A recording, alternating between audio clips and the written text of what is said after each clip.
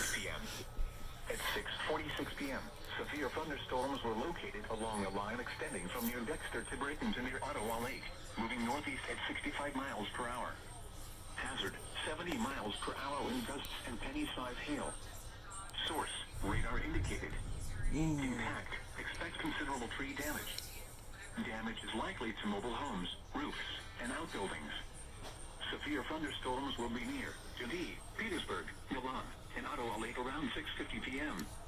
Ida, Canton, Belleville, and maybe around 7 p.m. Livonia, Romulus, Monroe, and Northville around 7:05 p.m. Taylor and Carlton around 7:10 p.m. Flat Rock, Dearborn, and Greenfield Village around 7:15 p.m. Wyandotte and Trenton around 7:20 p.m. Detroit and Grosse Ile around 7:25 p.m. Downtown Detroit and Belle Isle around 7:30 p.m.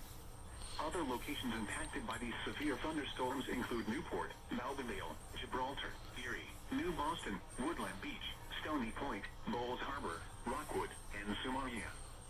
This includes the following highways: I-75 between mile markers 1 and 58. I-275 between mile markers 1 and 29.